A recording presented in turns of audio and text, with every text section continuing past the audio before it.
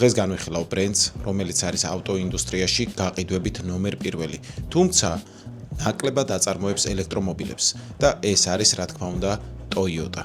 მოგეხსენებათ ალბათ, რომ Toyota-ს ჰიბრიდულ ავტომობილებში კონკურენტი არ ყავს. და რატომ არ აწარმოებს Toyota ელექტრომობილებს? Toyota სანამ კონკრეტულ ნაბიჯს გადადგამს, ამისთვის ძალიან ბევრს ფიქრობს, ძალიან ბევრ გამოცდას ატარებს და მერე დგამს ნაბიჯს. Toyota მუშაობს ელექტრომობილების წარმოებაზე, ყავს სულ გამოშვებული ორი ელექტრომობილი. ეს არის Toyota Bizzy 4 და Toyota Bizzy, რომლებიც არის ორივე ელექტრომობილი. რა შეგვიძლია ამ ავტომობილზე ვთქვა? Bizzy 4-ის ორი ვერსია არსებობს.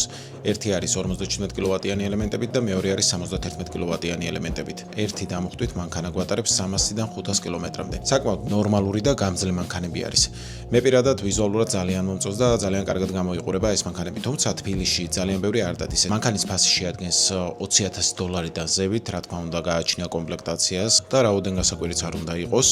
4x4-ზე ვერსია 100 კმ/სთ-ში ან ვითარებს 6.9 წამში. მე ვფიქრობ, რომ ეს არის ძალიან ცუდი მაჩვენებელი. ძირითადად ელექტრომობილები 90% 3.3 წამში ან მაქსიმუმ 5 წამში ან ვითარებენ 100 კმ-ს. რა თქმა უნდა, ეს მანქანა არ არის გათვლილი სისწრაფეზე, უფრო არის ორიენტირებული ეკონომიაზე და პრაქტიკულობაზე. მის ფასთა კატეგორიაში ძალიან დიდ კონკურენციას უწევს ჩინური ავტომობილები. მანქანებს აქვს პოტენციალი და კარგად განვითარდება. Toyota ზოგადად სანამ ნაბიჯს გადადგამს, ძალიან ბევრს ფიქრობს და როცა გამოუშვებს მანქანას, ზუსტად იცის და დარწმუნებულია, რომ ის გაამართლებს და ძალიან კარგი იქნება. მოიწერეთ ჩემი არხი და დამიწერეთ კომენტარებში, რომელი მანქანა განვიხილოთ შემდეგ ვიდეოში.